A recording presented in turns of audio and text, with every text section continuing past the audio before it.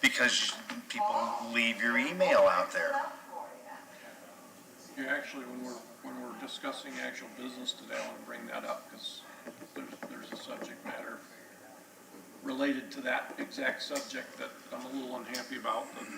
Well, Pete, we got into it a little bit in that Mr. Henderson's not here yet, though I know he replied to everybody that he would be here. He wanted to go to the meetings for the Marina. We decided I would go. We decided that's not allowed. I'm going and getting special information ahead of time that you guys are privy to, and it's clearly in the sunshine laws that if we need to talk about something, we talk about it here. Right. And that's On that point, it's 8 o'clock. We have a quorum, so let's call the meeting of the Marine Advisory Board to order. Good morning, everybody. Good morning. First item on the agenda is the approval of minutes from our last meeting January the 8th. I noted the agenda said the 7th, but minor typo, but the minutes say January 8th. Any changes or corrections or additions or anything? Date was the only thing that got wrong. The date's on the agenda. It's not even in the minutes, actually. The minutes are fine. Yeah, it's, Everybody okay? I did reread them, and that's pretty much what happened. I'll make a motion. I second it. All right, we have a motion and a second. All right. All in favor? All in favor, of course. Aye. Aye. Thank you. Thank you, Pat. Second item is, are there any citizens to be heard on items that are not on the agenda? Hello. Okay, well, good. Welcome. At this point, we'll ask you to come up to the podium. Identify yourself.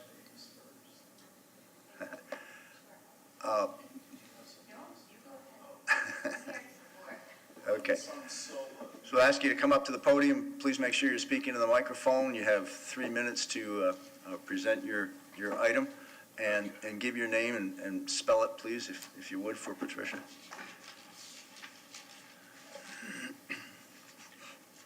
Okay. Good morning, Marine Advisory Board members. My name is Todd Hinkle, Toddhenkel. I'm a Clearwater native and paddle sports enthusiast. I'm here today to make you all aware of an unfulfilled marine-related community need. This marine-related community need concerns the city of Clearwater in lacking safe, designated public access launch sites for canoes, OC boats, surf skis, kayaks, and stand-up paddleboards, my personal favorite. Although there is a planned designated launch site at the Seminole Boat Ramp, however, Marine and Aviation Head Eric Gandy has informed me this will be delayed for a year or more due to a holdup of the permit for the sea bottom at the proposed site there. So why do I and other paddle sports enthusiasts feel the needed urgency for a designated safe launch site in Clearwater? Well, my input as a paddle sports professional is for these 6 reasons. Number 1, a designated launch directs residents and visitors where to launch safely. Number 2, a designated launch site will serve the handicap paddler safe access, because there is none right now. And it enhances and complements our parks and shorelines. Number 4, it provides enjoyable marine recreational opportunities to the community. Number 5, it prevents unsafe launches where unseen obstructions or debris and dangerous boat traffic may be present. Number 6, a designated launch site will improve the overall quality of life. It makes people happy, right? Okay, so you may ask, where are the suitable designated launch sites? Well, definitely areas away from boat and jet ski traffic, such as, number 1, Stevenson's Creek at the shoreline of the Clearwater Shuffleboard Complex. Let's install a proper launch there. Number 2, Overbrook Park is also on Stevenson's Creek, just off of Sunset Point Road.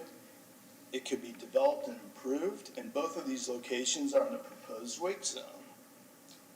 Thumbs up there. And then we have Clearwater Beach Recreation Complex. How about improving a portion of the existing city docks and dedicate a boat slip for paddle sports only? The city could also improve and expand the existing floating dock next to the boat ramp. Even better, let's redevelop the former youth center. Yep, that's how old I am.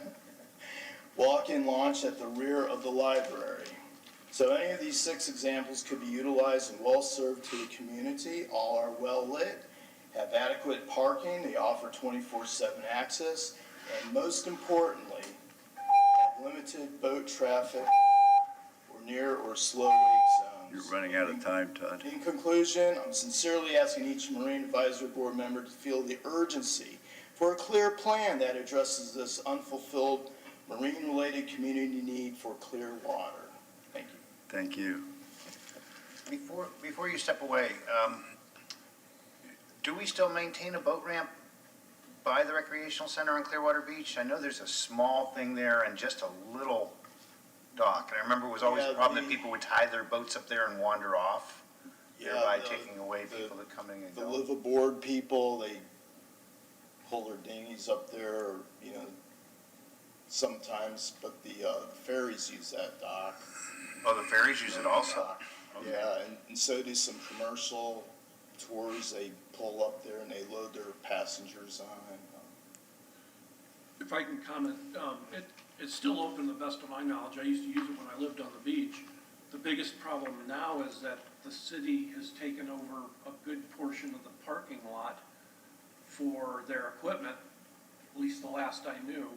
And then, of course, there's the rude people that take up 3 spots and nobody will do anything. The police, I had talked to them several times about the fact that people would park with their boat trailers, take up 3 spots, and then there'd be no parking. So there are some issues with it, but it's still open.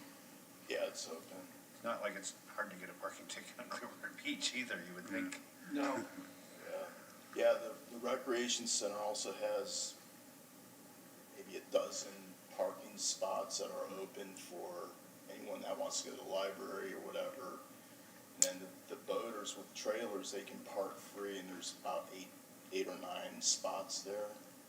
But, Of course, we do maintain a launch site strictly for that type of craft at Cooper Bayou. I know it doesn't get you access to the Gulf of That's Mexico. very undesirable, and it's not safe, honestly. Not safe going in and out of there? It's not a safe launch. It's literally my neighborhood, but dozens of cars there some mornings, if the Yeah, tide's right. there's been several incidents there, you know, because just the way it was installed, maybe because it's like a viaduct that leads down to the muck. And the viaduct has a huge pole in the center, and you have to step around. That's to keep people from launching other craft. I know, but it's kind of treacherous because the slope going through there, and there's always debris from runoff, and, you know, and a handicapped person can't get in there. What would be the step to suggest that City Can we just Council- ask Eric first, are there any comments that you have on this request? And in particular, I know that there was such a facility planned at the Seminole ramp That's on redo the- when that was That's first the one started. held up, That's yeah. on the agenda, and I'll speak to that Are you? shortly. Okay. Can you wait till we get to that point, or? Oh, yeah, Yeah. I'm here for the whole All right. tenure of the All right. meeting, so, but if anyone would like a transcript of my spiel here, I'll be happy to email it to you. Okay. Thank you very much. To her, and she can Thank give you, it to Tom. us, yes. I'm sure Patricia would, yes. No? Yeah. Oh, to Eric, okay. All right, should be sent to Eric, To Eric. is the question, is the response. Thank you. Thank you, Todd. Do we have a second speaker? Or was it? No, I was here to support. Okay, thank you. Very good. All right, so at that point, let's move on, if we can, to new business items. And interestingly enough, it looks like we're going to have a discussion on the Seminole dock. So, Eric. Good morning, everybody. I'm Eric Gandy, the Marine and Aviation Director, and I will be parking myself up here for the remainder of the meeting because these Right. are all my items. Right. What I did, instead of covering this stuff under a director's report, I wanted to break it out into individual items, just so it was easier to see what item we were going to discuss in any particular order. Seminole Docks is kind of germane to the last speaker because you've had some issues out there, and I know he mentioned there's been some discussion previously about the original master plan for the Marina District and the rebuild of the docks and the addition of some docks. So, first of all, I'll point to this location here. Is there any way we can blow that up to fit the... So, I'll start with this location. This is the property that we've discussed that's in dispute. Someone else owns that sea bottom. City of Clearwater doesn't. They can't develop it because they don't have any upland to develop it, so it's in limbo, so to speak. So the city's been in conversations, but the price point is out of reach. So the next part that was under permitting was this floating structure off of the peninsula where the fish cleaning tables are to allow for some side ties while you wait for a slip or access for kayaks and things like that. Unfortunately, we were moving along in the permitting process. We're still going to pursue the permitting process, but rather than add an amenity at this time, we ran into this problem. We had to condemn several months ago one of the concrete piers, gangways, and floating docks. I did some research on it, and while we refurbished the parking lot and put a new bathroom in, these structures are old. And as such, there's significant spalling going on, and the anchors have pulled away from the pier, rendering that unsafe. I've had a number of complaints from the public. I'll send my welder out there and I'll fix it in 5 minutes and things like that. This is a much more intensive project than someone sending their own welder out to fix our gangway. So the fasteners have pulled away from the concrete. So we have engineering taking a look at it. They're going to do in the next couple of weeks. They have a contractor coming out to assess the entire site. We know that this needs replacing. We know we have issues with some of the other structures. So until we get a report back, I don't know what we're up against. I don't know what the cost will be. And I thought it best to make a value judgment over making sure the existing conditions were brought up to spec and safe prior to adding an amenity. So unfortunately,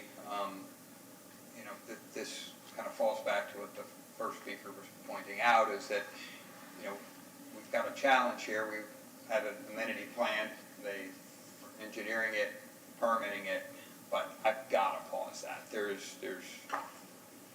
I just had to make a safety call, and that's what we had to do.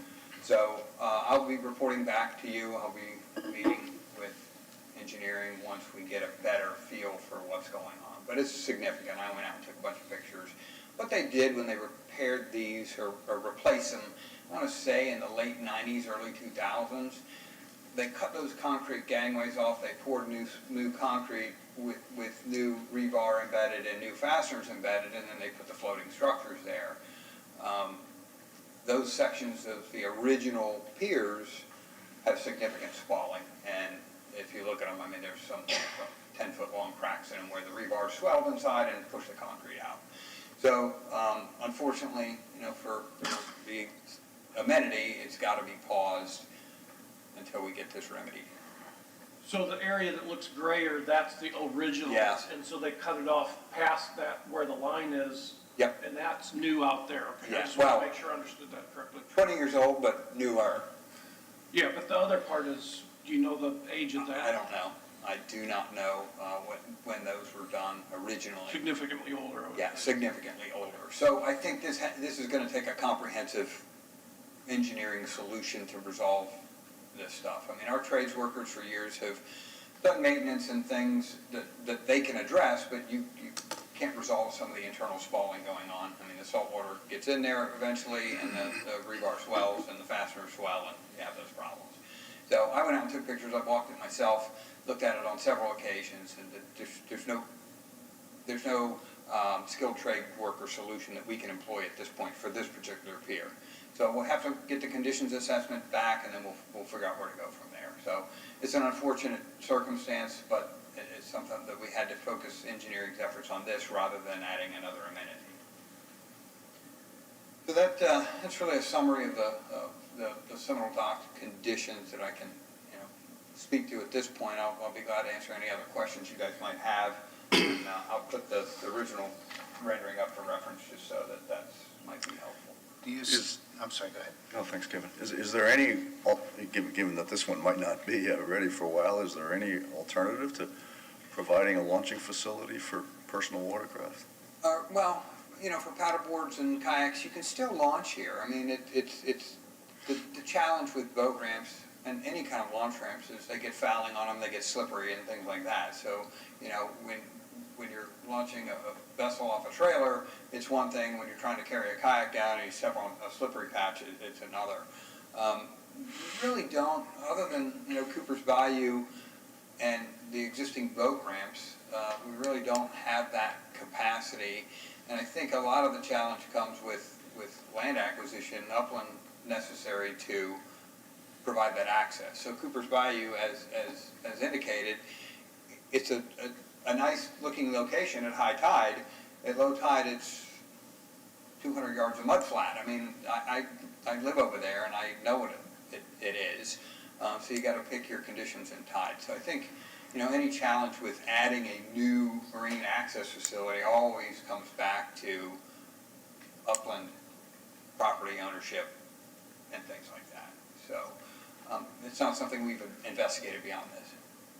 So on Stevenson Creek, on the side where the city land, they own all the property where is it the shuffleboard and things like that. A lot of people in that neighborhood, I know a friend of mine, and I don't know, possibly you guys, a friend of mine he lives right there on that street that's right there, and he launches in that little area that, I think there's a pump station there or something that's Right. at the east end of that. What about dedicating some of the parking there, at least as a stopgap, because there's a sandy beach there that, no facility really would need to be built. People are doing it, but making it more official at least would be one solution that would be something you could do pretty quickly. So my suggestion would be that we, at the next meeting, establish an agenda item for discussion on this very topic. And if you come to a consensus on, can we investigate a location such as that, we can always look into it and talk to Parks and Rec and engineering and see if there's any availability there. I think the same problem described exists there, even after the dredging. At low tide, it's a mud flat over in that area. So I think.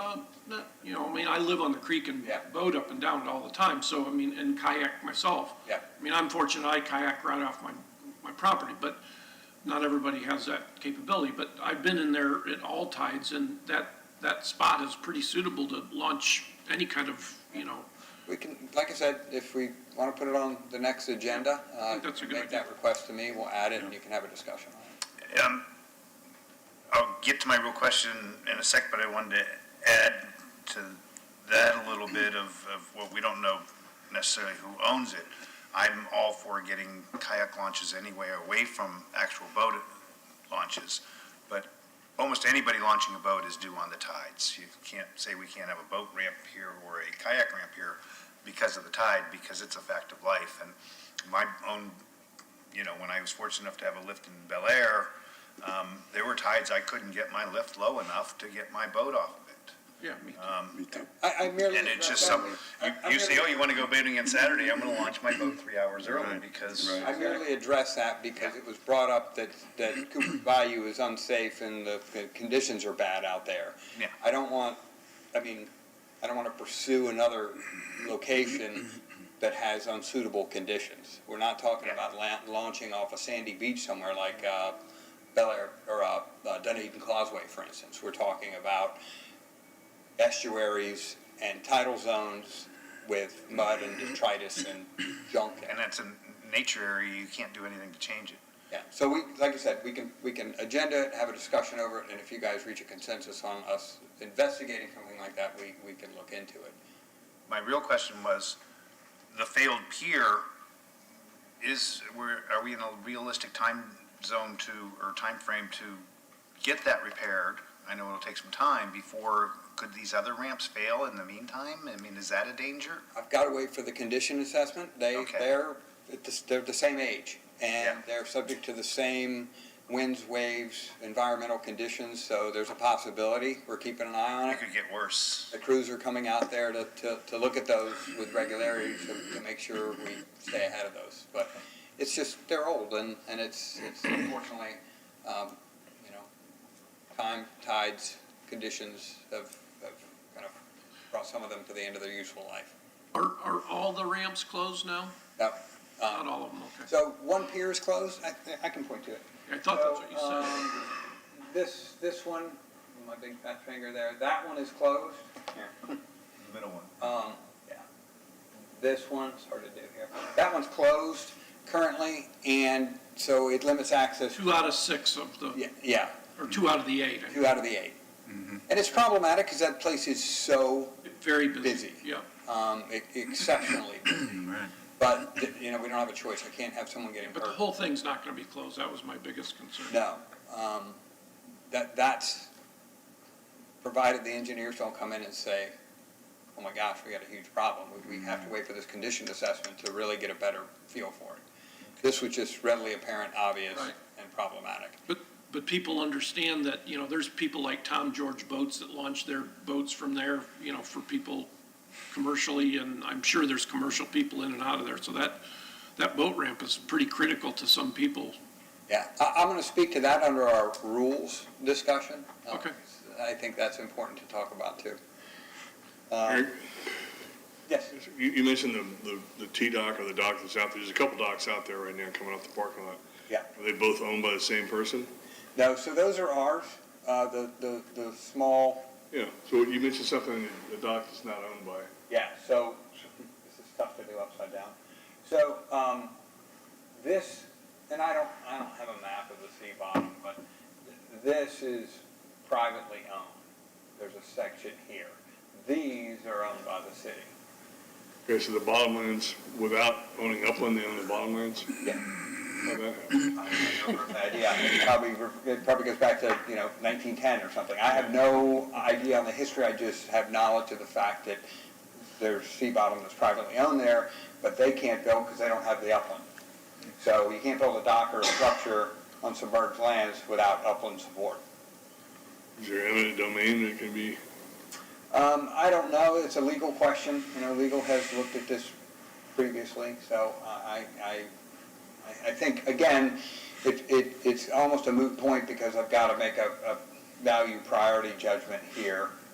And quite frankly, the launch ramps are the heavy lifter out there. So, we maintain those, we maintain the restroom, we maintain the overwater facilities there. It's a unique situation because although an enterprise fund, I don't get revenue from Seminole Docks, but for any repair costs are covered by the parking fees and the parking department. So they obtain the revenue related to Seminole Docks. We maintain the overwater structures, the bathroom, and ultimately, if we have a repair, we go to parking fund to fund those reports. It's a little bit of a pretzel, but that's generally how it works.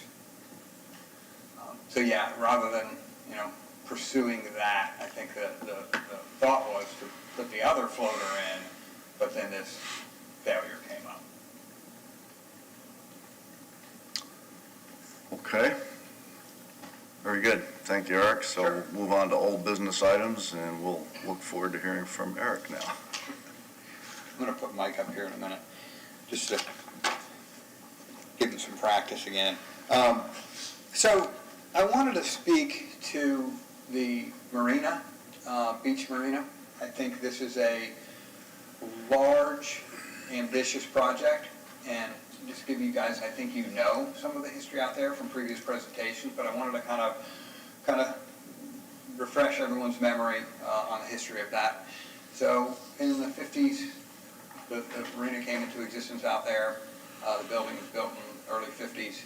The marina building that we currently occupy, my office is in. Marina Cantina is there, a couple other restaurants, Salt Cracker. The marina has been built and rebuilt a number of times since that time, of course. And in 2005, the last major reno was the late 70s, early 80s. So it's a timber dock structure, and you start to think of that age. The general working life is cited to be 20, 25 years. We're well beyond that. And in 2005, they were well beyond that, and they started investigating the potential to rebuild the overwater structures. And at that time, they were looking at just the docks and just replacing the docks sort of in kind. And when they evaluated all that, just doing that in 2005 was $8 million. In today's money, that's about $17 million just for the overwater structures. So ultimately, the city, for whatever reason at that time, decided to kind of wait, kick the can down the road, if you will, and wait for another time.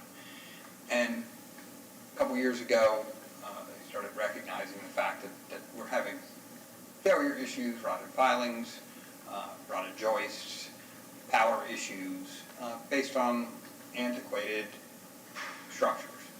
And not only the overwater structures themselves, but the utilities feeding those structures and the seawall itself.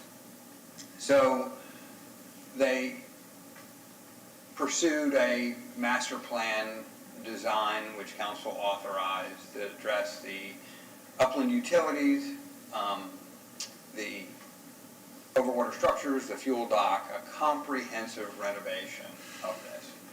I came to the department at the end of March. A couple weeks in, I had a meeting with the design team that was moving along in the process and had just presented to this body some designs for that. To build in resiliency, and I'll give you an example, the other day we had a real high tide and had to turn the power off for all the docks, just because of the sea level. So to build in resiliency, the design was centered around floating docks. And as such, that's the direction they were moving throughout this process to build in that resiliency. They've got to raise the seawall by 18 to 24 inches, and the original scope of the project didn't incorporate the seawall. It was a repair of the seawall with an expected replacement within the next 10 years.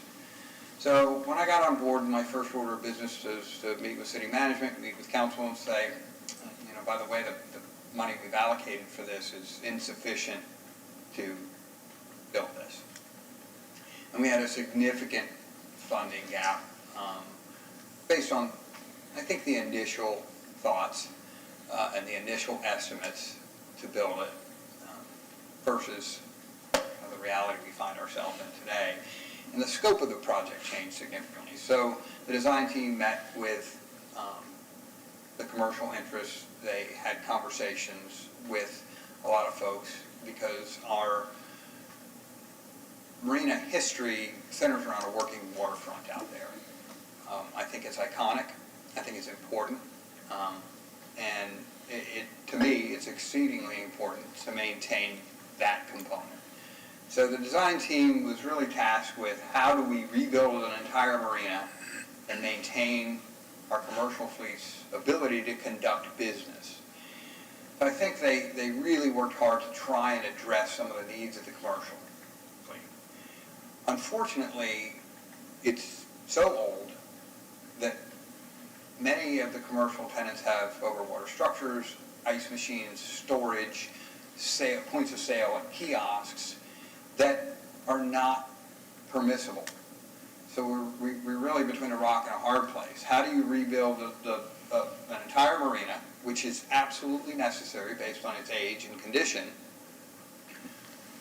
and accommodate the needs of the commercial fleet. So they really tried to thread the needle with this one. I think it's a challenging task because anything in that floodplain is not permissible. The only stuff that's in there, our building, is grandfathered. It was built in '51. So any of the overwater structures are a challenge for them to kind of replicate. So what they did is came up with a plan that provides for some upland sales kiosks, and the vision, as I'm understanding, and have a much better understanding of now, of the city at the time when this concept came into play, was an extension of beach walk through the area, so you have this walking promenade that brings people through the marina as a focal point. And then ultimately, even more ambitiously, is the thought to connect it under the pedestrian bridge over to East Shore when that boardwalk comes online. So they were forward-thinking in that respect. I think that they've really worked hard, and since I came on board, we've had multiple meetings. Initially, when we had this budget deficit, our strategy was look at value engineering models. City manager asked me to have the design team phase those models to see if we could get within budget. And just for a rough number, $19, $20 million initial, and we were up around 25 when I came on board. So we went through all those exercises to try and make this work, and in the meantime, worked on closing that funding gap, worked with finance to look at additional penny monies and things of that nature. The positive news is that while we were working through the design options and looking at the potential to incorporate a seawall, because I felt that this is disruptive enough now, I felt that was something we might want to see if we could do now. Knowing that I have the funding gap already, I think it was a worthwhile exercise because I know I'm going to have to come back in and be equally disruptive again to a very sensitive location. So, a couple things working simultaneously, but Thursday night, City Council will vote on a budget and capital improvement budget that will cover the cost of the original concept plan. What I can't close the gap on through my revenues or otherwise is an additional plan we came up with to try and remedy the seawall now and actually use timber dock structures for the entire commercial fleet. And I say that the importance of that is twofold. Many of the commercial tenants prefer fixed timber. It creates us some challenges with elevations and resiliency, but it's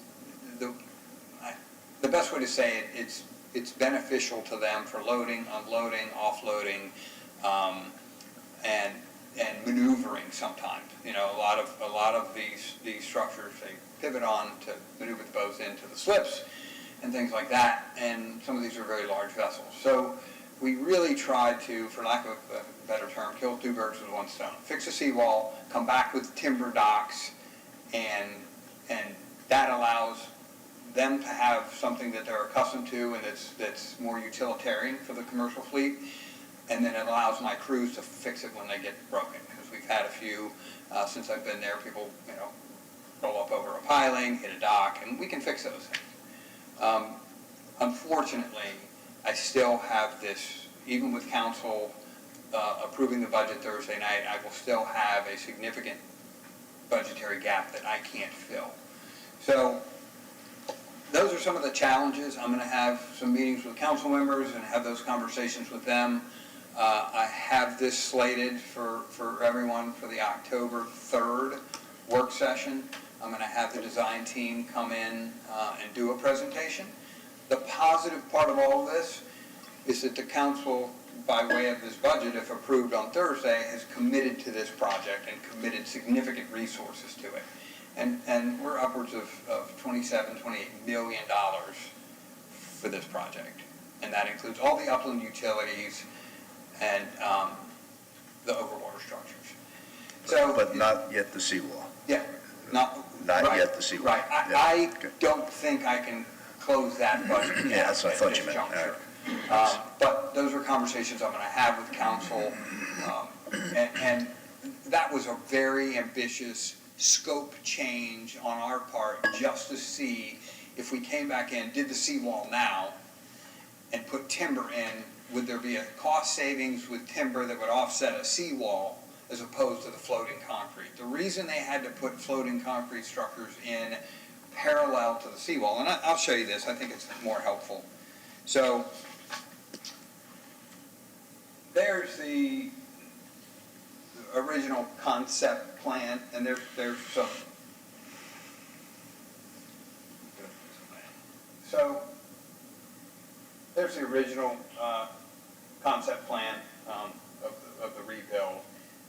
These, this parallel floating structure was necessary because when you put a new seawall in, you have to build it seaward of the existing seawall. So if they had attached or put the floating, or put fixed docks in there, when I do the seawall, I'm gonna rip them all out, and we certainly can't do that. I mean, that is a non-starter. So this was the design team's solution to, we're going to have to put that seawall in the future.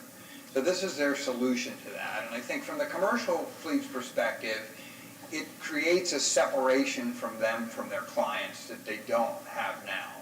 And I'm sensitive to that, and that's why we came back in with this sort of a hybrid approach that allowed us to address the seawall now, and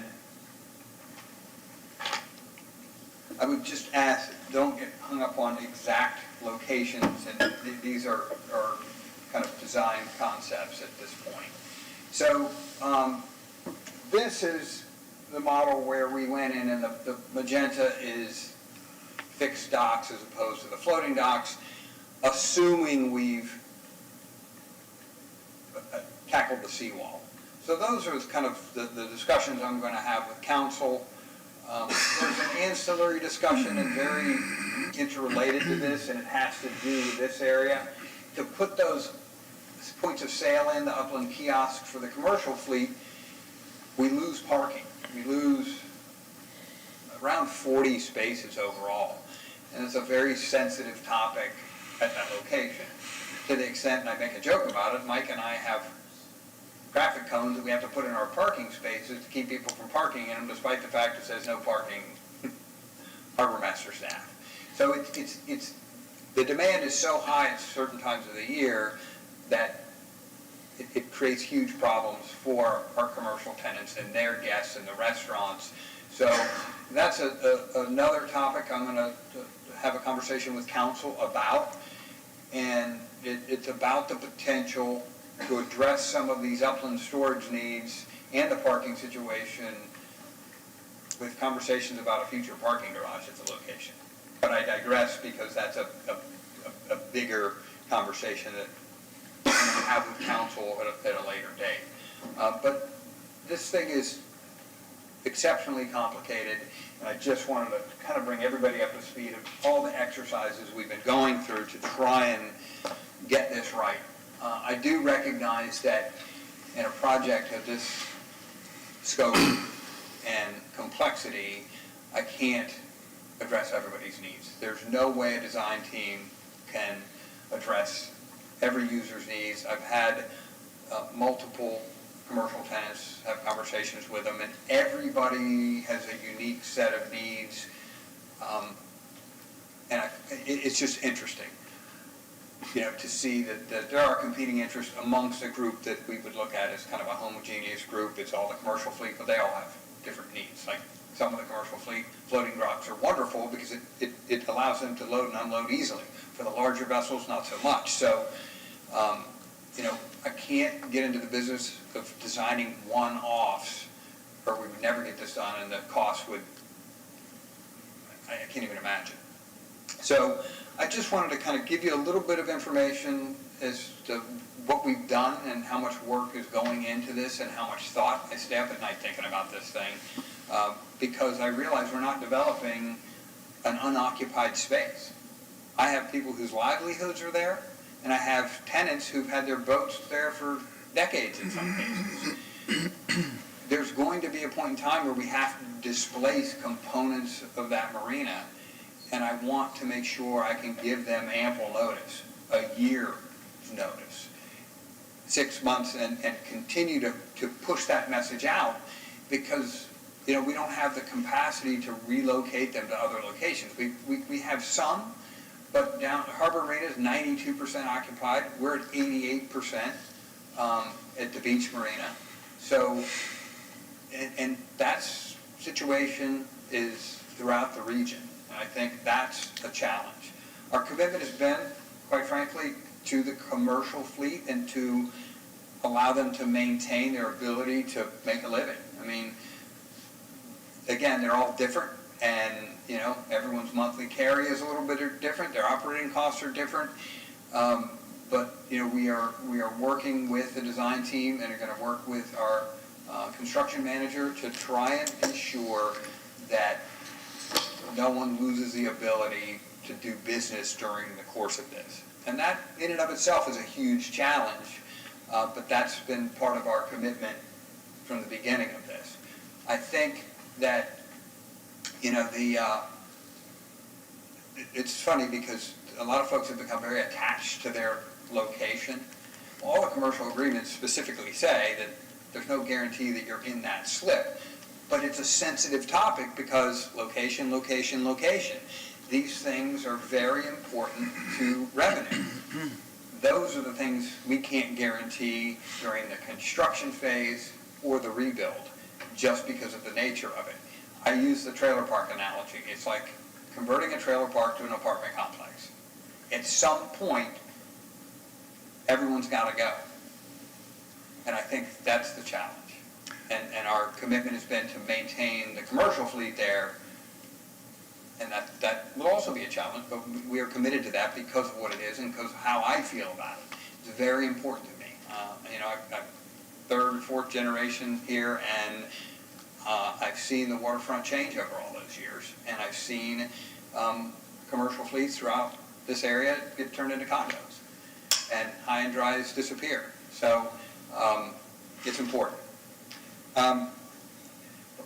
One last thing so we anticipate another 9 months or so of design, and then during that time, 9 months of permitting, probably an overlapping. We've already started some of the permitting process, and I'd be remiss if I didn't talk to the elephant in the room here. I don't know if any of you have seen this or heard about it. I think I've talked to some folks about it. I know Phil probably knows about it. So we've committed to rebuild this marina within our own footprint and with different configuration, but on our city-owned lands. In 1960, this blue thing was put in. That's a federal channel, folks. And I've talked to several of my predecessors. I've talked to longtime politicians to try and find the history of this thing. We reached out to our representatives in U.S. Congress, Senate, to ask for assistance. We got a meeting with the Army Corps of Engineers as a result of some of that assistance and had a conversation. We currently are trying to have that portion that the marina was built over decommissioned, if you will, or vacated. I'm hopeful that we can get that done, but this is a significant obstacle to this project for obvious reasons. The Army Corps of Engineers won't let you build in a federal channel. I don't know how, and we're still, we've looked through microfiche and archives, and the permitting folks have really been trying to delve into this. It's city property. It's deeded to us well before the federal channel, but then the federal channel came in. But certainly that's a critical component of this project that, like I said, I think it's important to know that it's there and know that we're working with our lobbyists and our representatives, senators, to try and see what we can do to resolve just the footprint that's under the marina. That's really, and it's, I suspect there was a Coast Guard houseboat on Island Estates for years. I understand there may have been a Coast Guard vessel where the fuel dock is now. I suspect this was an effort at some point in time to allow access to Clearwater Pass more expeditiously than running all the way out to the intercoastal around the island and back. But again, it's merely speculative. It's a strange thing, and they can't get in there to dredge, so. So we don't know really what the purpose of that federal channel in this area was really, I suspect it was specifically for the Coast Guard vessel, which is no longer there. which that moved in the 80s. Yeah. But this thing came into existence in 1960, and like I said, I'm kind of a history buff, and I've read everything. I've gone to the Coast Guard. I can't figure it out. And the Corps, when we met with them, didn't have, at that time, I mean, they hadn't had the opportunity to do a lot of research, was unsure of the history. But this will be contingent, the permitting will be contingent upon us getting this portion that they call a turning basin, and you can kind of see why, vacated. So, but it will take congressional action to do so. So, this thing is presented, my staff, my permitting folks, our design team with challenges at every turn. I've got a couple comments. Number one, as a taxpayer, the thing that comes up in my mind is how many times the city of Clearwater has rebuilt that roundabout down on the beach. I mean, it just was crazy the number of times and every time all of us people that live down on the beach would say, why didn't they think through this better the first time? Instead of, first they put up fountains and the fountains blew water on the cars, and it's like, it doesn't take a rocket scientist to think through this stuff. So I'm just going to point out that, this whole marina thing, it would seem that thinking it out properly the first time so that 10 years down the road somebody doesn't say, well, gee, this isn't working, is an extremely important matter. The second thing, do you know what the cost of this water frontage project right here? The cost of the wherever it is. Imagine Clearwater? Yeah, what? 84 million. 84 million, okay. So my thought is, and again, I'm just speaking what people have said to me, just not even knowing I'm on this committee. Why are we spending all this money for this? And we're adding water features. There's a big natural water feature out there. It just seems to me and other people that some of this is wasted money. And at the same time, we're talking the beach marina, which is critical and is used every day by hundreds of people and tons of businesses, and the budget isn't even a fraction of that, and it's being, it sounds like you're having a hard time getting the budget. So here we need a seawall redone, and we might have to put that off because of budgetary things. It just seems to me that the money ought to be there for getting this marina rebuilt right the first time through. Well, it's way more important than this water frontage thing in my mind and in other people's minds also. So, I don't know if the city council talks about that because I haven't been to the meetings, but, the criticality of that marina down at the beach it's undisputable. This here, I would argue, isn't as important, yet it's got way more budget, so I don't know if... Well, let me speak to it generally. Specifically, City Council is committed to this marina, and they pumped another $8 million in if they approve the budget Thursday night. That's a huge amount of money when it was anticipated to be, 19 million or so. So their commitment is pretty clear to this marina. With an adjustment factor like that, I think that's a significant commitment. I will tell you this, I'm an enterprise fund. So portion of the project comes from our revenues that we generate, fuel sales, slip rentals, etc. The expectation has always been that enterprise funds cover our operating costs. They are leveraging penny for Pinellas money, but they don't, because this is a, for lack of a better term, smaller user group, the marina tenants, and they're paying fees for slips and fuel, and that they don't use general funds for that, whereas the park is accessible to everybody. So I think that's the distinction that has to be drawn between a park that anyone can go to and a marina that's effectively after hours private, because you can't go out on the docks at night because those are for the tenants.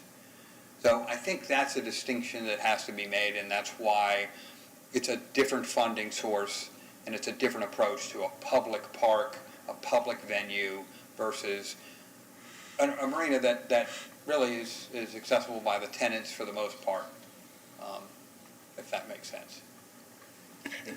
I understand the thinking. I would argue that the number of people that'll use this park on a regular basis is probably less than the number of people that'll be on that marina dock, but I guess that's semantics, but. Yeah, I mean, my focus is that's really I get it. beyond the scope of what I do. My focus is this and this project. Yeah, I get it. One specific item, just quickly. With respect to moving the kiosks, and you're going to lose 40 parking spaces, and that is a shame, and that is a lot, but I can't see, there's no alternative, is there? I mean, what else can you do? Well, particularly if we go back in with the parallel floating, concrete, because they have to have a point of sale and access point. I mean, that's clear. Right.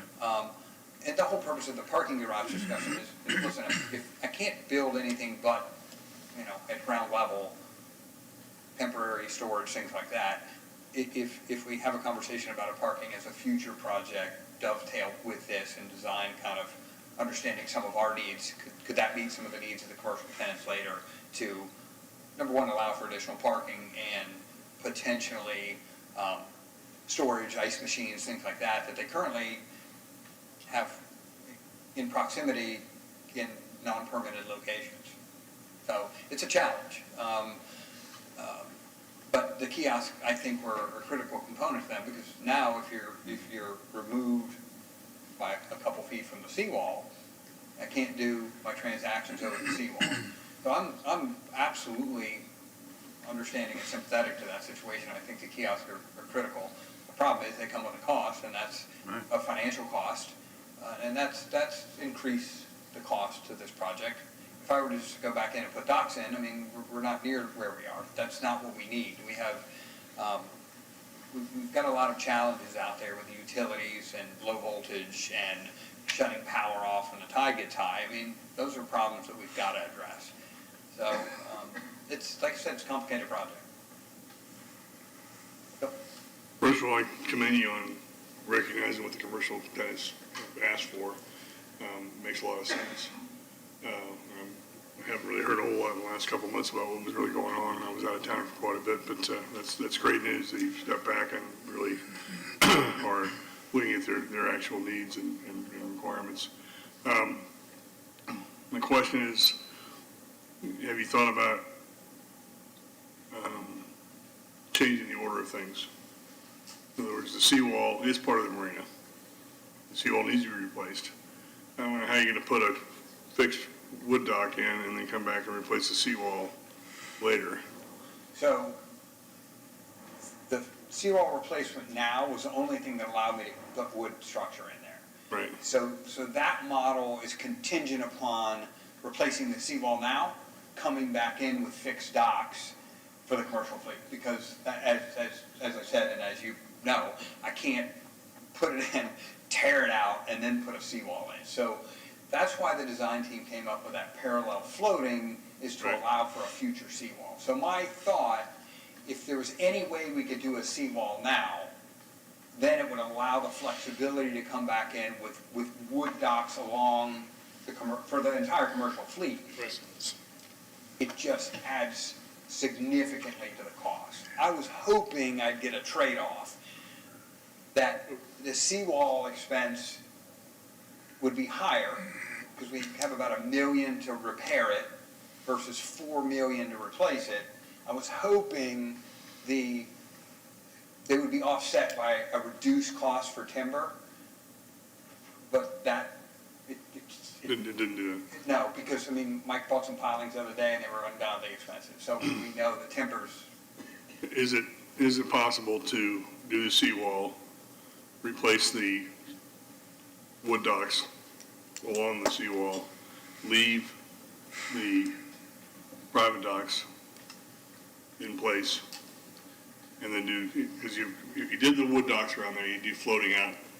So rather than changing that right now, you just do the perimeter of the seawall, and then you come back, and instead of doing a seawall later, you come back in and do those floaters a little bit later. We looked at several phase options like that. The problem is the seawall was never contemplated as part of this project. So it's an additional scope change that was never contemplated, that I kind of leaned on the design team to see what it would look like. So we've looked at phasing, leaving portions in place, and it's so disruptive when you mobilize to do all this stuff that we're going to take a chunk of that parking lot for the construction equipment and shut it down. So I think it really can't be phased effectively to get that done. And we've done those exercises to try and figure out, and it just continues to escalate the costs. They'd rather mobilize, do it, and come back. I seem to recall early on when we first began talking about this project that the problem was in permitting a new seawall. That isn't there a certain age requirement of a seawall before they'll grant a permit to replace it? That we were still within the we'll put a new cap on it, but we can't replace it because it's not due to be replaced. I don't know about that. I read the seawall condition report, and it didn't speak to that, so I don't know. Okay, because it seems like that came up early on, that we're not doing the seawall because state permitting would say it has to be this old and it's not that old. Well, I know they're out there now replacing big sections of seawall underneath the pedestrian bridge because it failed, so I don't know what to say about that. You can argue with the bad condition. Right, they should base it on condition, not age, because stuff age is different. I don't know, I'm not a permitting guy, but I don't see how there would be an obstacle to permitting something based on its age. I think it was a financial decision, quite frankly. I think years ago when this was conceptualized, they were given a number, and that was, 18 million bucks, 20 million bucks, stay within this number. And a seawall wasn't part of that number. It takes a guy like me to come in and say, well, let's put it in there, and then I blow the cost through the roof by changing the scope. It presents some challenges. But I felt it was a necessary exercise, and my staff and I talked about it, to try and tackle that now instead of within the next 10 years, and come back and give the commercial fleet a fixed wooden dock, and my crews a fixed wooden dock that they can work on when it gets broken. It was more ambitious than my budget allowed for. And again, back to the budget, the council really, and finance stepped up to the plate to pump, essentially a third more money into this project. So if you look at the budget to do it where you don't do the seawall now, and then you do the seawall later and you add those numbers up, how does that compare to doing it now? I won't know what it'll look like later, right? So that's a future project that you can estimate. I suspect it'll be more than $4 million if we do it in 8 years. Yeah, absolutely. Now, if I have a new marina, I charge market rate, which we're always well under market rate. If I charge market rate and look at some of those things, do I then have the capital necessary to come back in 8 years and do it? There's a potential there. And I think we would. It's just, I can't, projects like this, the problem is, and I have to keep referring back to the fact that I have tenants there, I can't keep changing scope, and I can't keep changing it. We've gone through those exercises and designs because the more I pump the brakes and double clutch this thing, the more uncertainty I build into my commercial tenants and my recreational tenants, because there's no place to go, and that's the angst that I have. Right, but my point point is there's intangible costs of doing it at two different times, not just the cost, but the disruption and all those things, that, you know, it's always better to do something once, get it done, and be done with it. And Yeah. Yeah, those are my, in my mind, it's silly to do it any other way. yeah, those are my thoughts. It's just, you know, unfortunately, and I think it was purely a financial decision, it wasn't part of the scope, and the seawall assessment gave them a 10-year window, so I think they felt that if we build it this way, we can come in and do the seawall at a later point in time. And I don't know, you know, listen, I'm not an economist, I don't know what the inflationary pressures are gonna be in 5 years. We may be, I don't know, I mean, so I agree with you, and that's why we went through this exercise. There's another thing too, that if you leave a seawall go too long and a big storm comes, I saw this in a waterfront community around here, I don't remember where it was, I think in Indian Rocks, and somebody had not repaired their seawall and a big storm came and it literally washed out half their property. So when you leave a seawall too long and a big storm comes and it you know, washes out from underneath it, then it takes the seawall completely out, and the damage that can do is substantial. Has anybody considered what leaving this for another 10 years could possibly do, and given a big storm, so. Yeah, I mean, I think that's why we kind of endeavored to this exercise to look at what this would do to the change in scope. I mean, we have larger vessels backed into slips there that even the prop wash undermines some of the portions of the seawall, and we have to address that occasionally. So it's a concern. I will say the advantage we have at that location as opposed to Harbor Marina and other locations is that it's really in a protected basin, and we're fortunate because of that. If we have a surge event that puts 8 feet of water out there, it's anyone's guess. But as far as sea conditions, it's a real unique situation, and there's not the fetch or the distance. Yeah, I get it. And so I think we have some advantages there. But yes, I mean, that's why, I know the design and engineering team, every time I have a meeting with them, they're like, what's he gonna come up with next and what exercise? But these are why we did this, is we looked at these things and we wanted to contemplate what it would look like if we did it now. And it just, like I said, it creates some financial constraints that I probably can't overcome. Irma alone, just in the past month or so, St. Joe's just finally reopened their marina that was just devastated by Irma, and I think Panama City Beach. So this summer, there's 2 completely rebuilt marinas on the Gulf that maybe we can learn something from, but theirs was that catastrophic event, not this time worn, like we know we gotta replace it.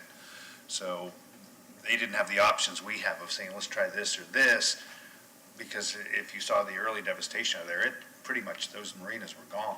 Yeah. And we sustained significant damage to the Harbor Marina during Irma as well. I will tell you, just not part of this, but to pick up on that point, we're moving forward with the replacement of those wave attenuators. And I just found out this week that the state, and we had asked for $1.2 million. Representative DeSiglia asked for that for help with the wave attenuators to protect that harbor. They came back this week with $500,000. So great news for us in that it's significantly expensive to fix those things. So that was a bit of good news on a project that the city had to use general fund money and reserves because it was beyond what we had in our reserves. So that was a bit of good news but storm damage is significant, and it does those things. So, I'm really confused at this point. So what is the plan moving forward? You talked about fixed docks now. You're talking about increasing the budget tomorrow night. They're going to vote on that to do the original plan? Yes. So we're not going to do fixed docks. So I'm going to have a conversation with council. We're going to present to them on October 3rd at the work session. The design team is going to present to them. And based on what they budgeted, what we've been able to push in there, I have no choice but to recommend the floating dock structure. Because it blew the budget. We already increased the budget, and council was receptive to that. I met with them previously and explained the shortfall, and they pushed $8 million additional into this project. Which you're voting on tomorrow night? Yeah. I'd be hard pressed to come back to them and say, oh, by the way, that's not enough. So it creates this predicament that they've really stepped up and recognized that the original amount was insufficient, and we pushed another 8 million into the project. But for the scope changes and trying to accommodate a lot of needs, I think the seawall replacement, in my view, was to try and address several things, primarily the seawall, but then come back in and give the commercial fleet that fixed dock option that they preferred, and give my people the ability to fix it. I just don't get there. I can't close this budgetary gap, not on the heels of them increasing by 8 million already. And we haven't even engaged with the contractor, so I don't know hard numbers. These are engineering estimates. So it's been a challenging exercise, Phil. I mean, I've really tried, and the design team has tried to accommodate every need possible and contemplate every contingency possible in this thing. It's not through lack of effort, but I think we ultimately have to identify that this is our budget and this is what we have to work within. There's always value engineering options with any build that come into play, but I'm going to have these conversations. I'm going to meet with city manager, have these conversations about this, and then present to council on October 3rd and ask for direction. But at this juncture, my recommendation has to be, the original design, simply because I don't have the money to do it. To do the seawall now. Right. And the seawall now allows for the fixed dock. As was mentioned, you think through it and do you do it the right way the first time? The right way, I think everybody would agree, would be to put the parking garage in and build out from there. That's the correct order of things. That's how it should be done. And yet, we got this budget to do the marina, we're going to do it right now anyway. Even though, I think you would agree that, I think most people would agree, that if you could shuffle everything, that you build a parking garage first, you solve that problem. Now you've got plenty of parking, you've got plenty of room for construction workers to come in to do this other stuff. It's not going to be nearly as disruptive as it will be building the marina first, minimizing the parking, and then trying to come back into the parking garage afterwards, which is another big disruption. I really feel like, a reorder of of the events would make it both more economical and easier on all the tenants out there, and the right way to do it. But I mean, listen, I understand your challenge. I'm not going to argue that point. I think by this exercise, that what my view is on this. The parking garage thing has come up previously, and I remember, I think it was 2015, 2016, there were actually renderings related to a parking garage on that facility, and I remember some of the, I've been here 31 years, so I remember some of the council debate and some of the conversations on, blocking views and heights and things like that. We're at a different time now. The demand is significantly higher now. It may be a different conversation, but I feel an obligation to broach that topic with them. That was never part of the scope of this project. And like I said, if I keep adding scope and changing things, we'll never get this done. And I do have a marina that's 50 years old. Yeah.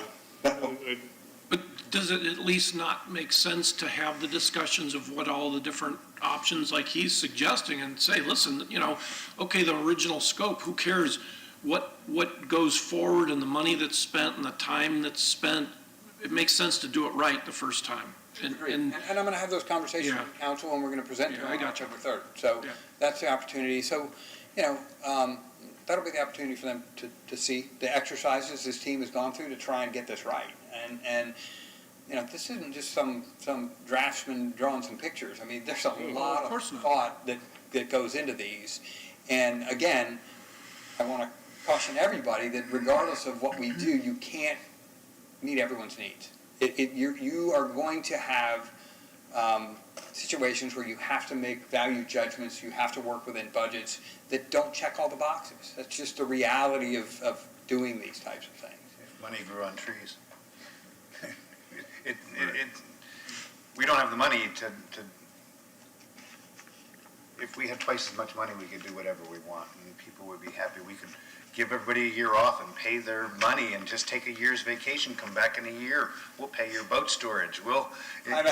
Yes, I'm I not know. suggesting these things. I'm just saying in a fantasy world, we can do that. I appreciate that, and, you know, I'm sensitive to all those things, and my staff is sensitive to all those things, the design team is, and we, you know, I've really, that's what I wrestle with most, is the displacement of our tenants, because we're not talking about the vacant property we're developing, we're talking about an occupied property, and it's complicated. A nearly fully occupied property. Exactly. Well, the parking is, that'd be a separate pool, and they have the dollars to do that. It would, my thought process is, in talking with the city manager and parking and engineering is, you know, that conversation would have to be a kind of related but subsequent design build, because it could check some of those boxes of upland storage. Utilities are a problem. We've got to put the electrical utilities like 14 feet up in the air somewhere.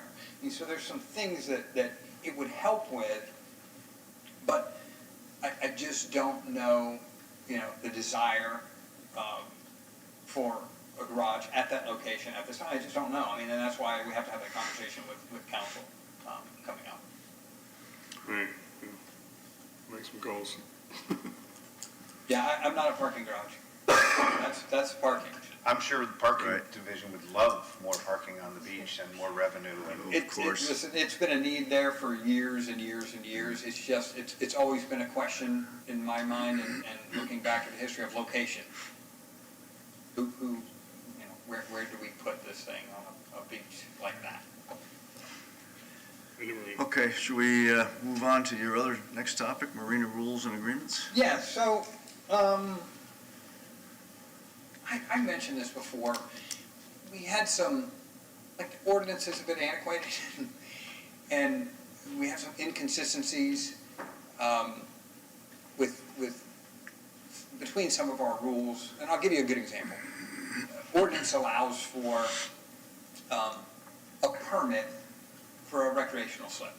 So we get your information, we get registration information, we have specific requirements, we refer to the rules, we lay it all out, and I'll use this example because it kind of shows you where I'm going with these things. So ordinance allows for a permit for a recreational slip. No permit is required for a transient slip.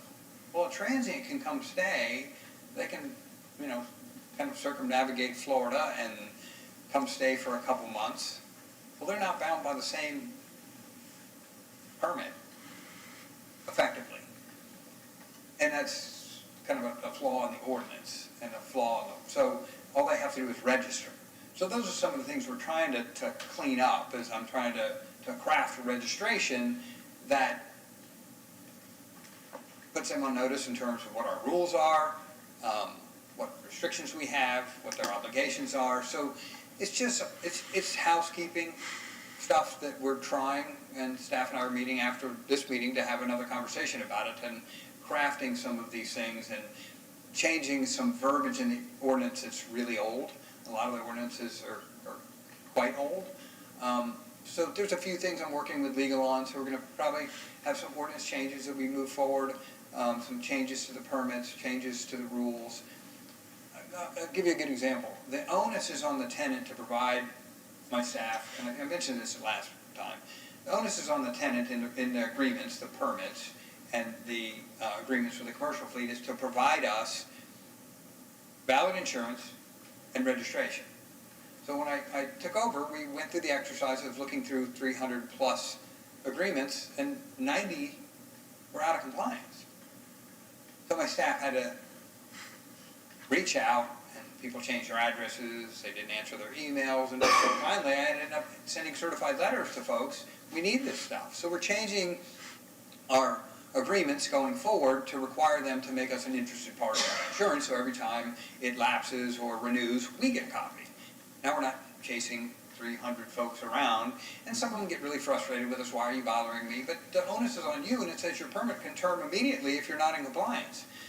If we had a boat sink in one of the slips, and my crews came out there, we dewatered it, we got some additional support, we're climbing in this thing and we just keep it from going under. That client's insurance lapsed the next day. It had been 48 hours later, I ended up with a $10,000 bill. So that's why it's critically important for the insurance to be current and for us to have a current copy. And that is not hyperbole. The next day, the policy expired. And CETO came, Togo US came and addressed a lot of these things. So it's a challenge for us. And again, another rule that we are consistently battling, and I wanted to mention it because it came up about some of the docks. City of Clearwater does not allow commercial operations from marinas unless it's a specified area. So the commercial fleet pays a different rate. They pay for water, they pay for electric, they pay a different freight.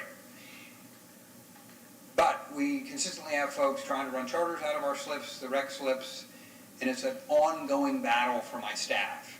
It's either an Airbnb, a bareboat charter, and it's every week one pops up. The same with our docks and launch facilities. They're not supposed to be doing commercial operations, picking up passengers off of our facilities. Because when someone slips and falls, getting onto their charter, they're not going after the charter, they're going after us. So it's an ongoing battle. I'm going to address some of those things vis-a-vis ordinance and the rules because it's a huge problem. And particularly in our recreational slips. And we don't have the capacity, because you know the size of these facilities, we don't have the capacity to monitor every slip. And so we see I'll use a good example, we see 6 people walking down to one of our recreational vessels. Do we stop them? Do we interrogate them? No, of course not. I mean, so policing that is very difficult. So the rule change is going to address that, and I'll probably specify that if you run any advertisement as a charter boat or you run charters using this vessel, you're effectively a charter boat. And that's our position, and that's what we say now. But I got to tighten that up a little bit because it's all over the place. And it's the competitive advantage that they gain over the people that are paying those commercial rates and occupying commercial slips and get on waiting lists for years to be there. So a lot of people have an end around and they're trying to, I had one the other day that said, well, you look at the insurance and it says charter vessel. Well, we don't run charters out of your marina, we pick them up at Seminole Docks. I said, well, that's our facility too, can't do that either. But you can see where policing this thing is a pain. So that's kind of where I'm going with that. We're getting there. Legal and I have been back and forth, and my staff back and forth many times on drafts and edits, and we'll get there here. And probably by the next meeting I'll have something, hopefully.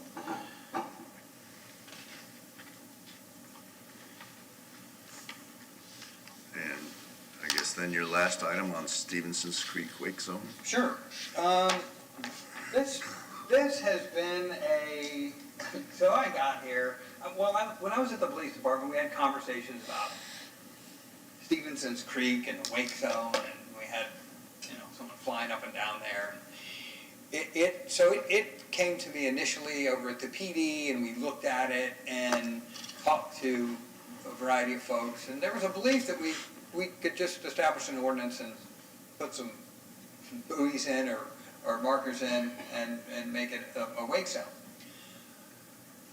Much more complicated than that. And we had another wake zone that we were proposing out on the beach.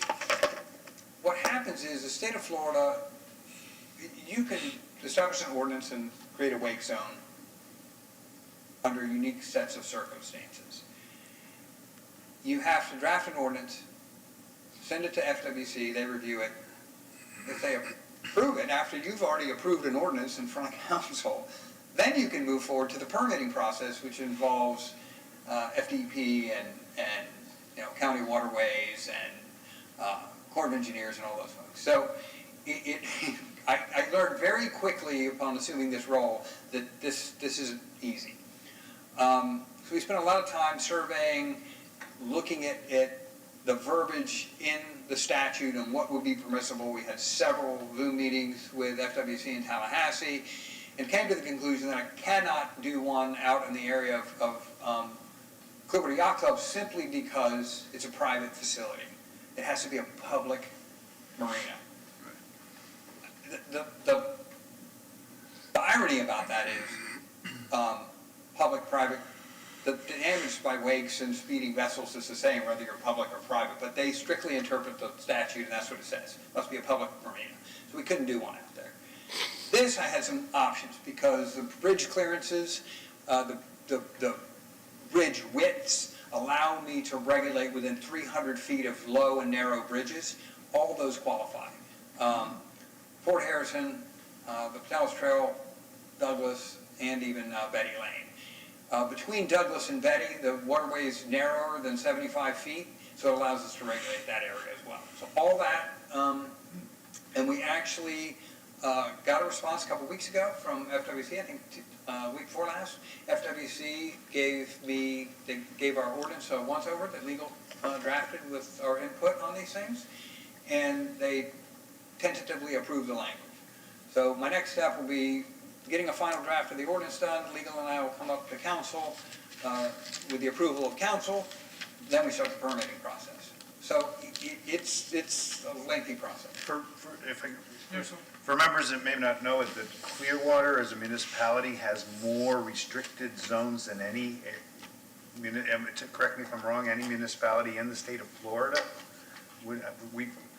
They look at us as kind of, we've reached our limit, and that's why it's a shame about the yacht club one, because that's idiocy that people can go high speeds over there. But the Stevenson Creek, someone's gonna die out there by the descriptions of the way some people drive through there. But it's more on that to maintain all those zones is expensive, and adding more when we're already way above anybody else, and on top of it, charging lower rates than anybody else. That was the original, when we first started this, when the gentleman who came and proposed this to us first came, that came up, and I think that's important, that we've got a lot of these zones. Not to poo-poo this, because the Stevenson Creek, especially one, I think is important. Yeah, there's blind corners there. So I live right by the bike bridge, and you can't see the other side, and if somebody's going through there at 25 miles per hour, it's just a matter of time. So, Eric, real quick. Yeah. So the spot that we discussed launching the kayaks, if you look there where between the first bridge and the second bridge, that spot right there. Yeah. I mean, it's just it's a beach. You can launch a kayak, paddleboard, any tide there. So would making that an official launch affect the ability to restrict that further there? I'm just bringing it up now because you're not done with this. Yeah. So you you can- kill two birds with one stone kind of thing is what the question is. We're so far along in this, I don't, that would be so far behind. Okay. If you guys Yeah, can, okay. but yes, conceivably, if you have a public launching facility for launching and retrieving, you could potentially regulate that, but again, Yeah, I understand Yeah. you're past the point of doing that this time around, so. right. You make the zone so short that it's not worth the gas to get up on plane, because you just gotta shut down again. Listen, my first pitch was to make the whole thing, but clearly you have to strictly interpret the statute and what it allows for. It allows for 300 feet either side of those structures. Quite frankly, most people don't go through the creek at any speed at all. I mean, people that own boats up the creek for me, most everybody goes through there slow. Yeah. I've heard that it's mostly tours and jet ski tours and jet skiers that come from and say, hey, let's go check this out. That's my understanding, and there was a couple people up creek that. One guy that lives way up there. Yeah, right? it's mostly jet skiers going through at 40, 50 miles an hour. Won't say that. Any other questions on that? I'll keep you updated. It's a lengthy process, the permitting process and locations of the actual markers. We can't put piles in there because we can't get our vessel in there to sink piles, so it'll be floating buoys. I mean, we don't have an option because I can't get anything in there. Yeah, once these are put in there, and floating buoys, that's fine. But once they're in there, what about enforcement intentions? I don't do that. No. No, I understand, but So, conversation needs to be. I think, PD's boat can't get in there, even our old boat couldn't have gotten in there.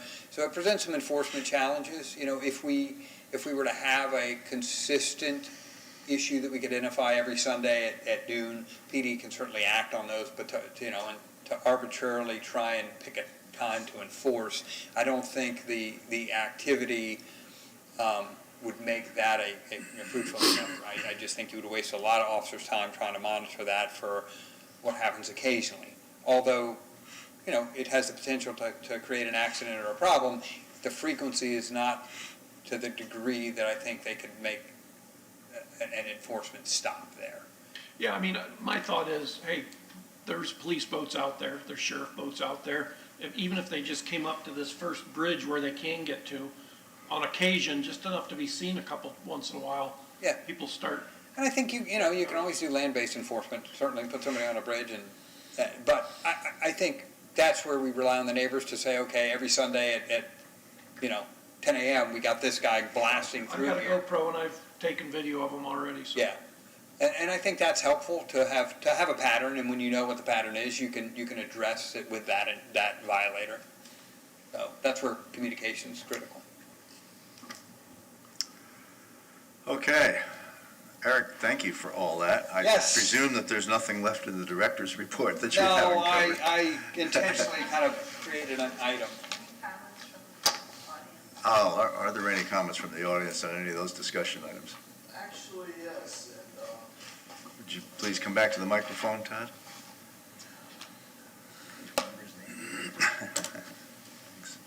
I want to thank Director Dandy here. Your name again? Todd Henkel, TODDHENKEL. And I think I need to remind you that you'll still be limited to the 3-minute restriction. Yes, thanks. Gee, okay.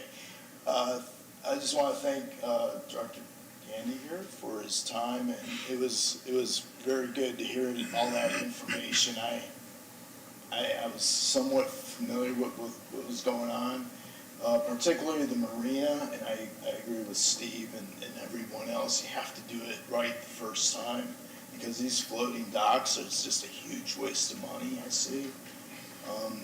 I'm going to try to put a little bit of input to the city council, everyone to help close that gap you were talking about. That seems vital to do it right the first time and not do these floating docks. There's going to be consequences and probably challenges, but that's just the way I see it. Thank you. That's it. Thank you. Are there any additional items or comments from board members? Yes. Yeah, so real quick, so I started getting emails about every meeting of the city council and this and that from a person, and I requested that person stop including me on all their emails of their little Same as me. pet concerns, and at first, they didn't realize how they got my email. I think they got it through a neighbor of mine that likes to share my email also. And so I requested they stop, and they came back and said, no, you're on the board, so I'm gonna continue to copy you. I've since, just put that person's email in the spam, but I still have to go in and delete them, and I find it extremely annoying. And my opinion is, what you said earlier before we started the meeting, is that if there's somebody that has business for this committee, they need to come here, because I've never seen this person in the few meetings I've been to, come here and present this information. If they feel that important, that we need to hear something or see something or be made aware of information, they need to come here, present it to all of us at the same time, so we can discuss it and say whether it's something. Do I recall, because I didn't even open the stuff because I don't know this person. So I don't open those kind of attachments, but my I impression don't either, I was, just delete them, but Yeah. I'm getting a lot of them. it had to Sure, do we've with all gotten them, and it had to do same with thing. some environmental impacts. Some of it. As pertaining to the marina and stuff. If I'm correct, this person may have formerly been on the environmental board. Am I right about that, or she was a pain in their side or something? Ms. Swanson was on the environmental board about 25, 30 years ago.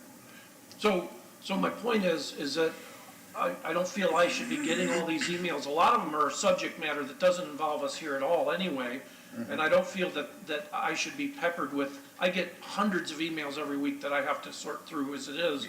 And, yeah, I don't want 6 more of them. different emails. We all do. Yeah, I don't want more of them, neither do you guys, so, is there some way we can officially request this person not to be peppering us with stuff that we may or may not care about, and if they want to present it, they need to come here to the meeting, or is that something we can't really officially do? My understanding is it can't be stopped, right? I thought there were some notes that I saw from someone in the city that I think basically concluded it can't really be stopped. All we can do is Well, delete but it, if all we we can can do is delete it and officially- ignore it. Officially ask them to stop, perhaps they'll understand the standpoint of, if it's important, come into this meeting, present it to us, provide all of us the information. Yeah, there's That way no we doubt know about we're that. not getting it from, I think you were the one that mentioned one meeting ago, that, you don't even know who, if this really is coming from this person, you could open a virus, Yeah. you know. that Much of kind it is really outside the scope of this board too, from what I've seen.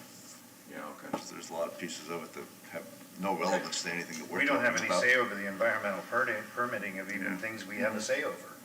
Either they're environmentally Yeah, I permitted or understand. not. She should be presenting that, one, to the environmental board, not to us, and two, to Tallahassee or whoever, that she thinks there's violations of And she's, environmental and code. she's doing it to all the city's advisory boards, as far as I can see from the way she addresses it, so it's not just us. I don't know, Patricia, is there any way to stop it, or? Well, I've,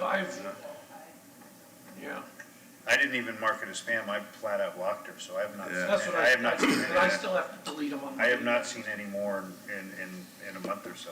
Yeah, I still continue to get several a week, so. Only hundreds. It's only gonna get worse. I, for one, would be happy to ask around and see if it can be stopped. Well, just a And I'll do request, that. I mean, nobody can keep a person from sending an email. Yeah, that's the thing, I don't. If I you think at the end request can't. based on valid grounds as to why it doesn't make sense, then perhaps they'll understand.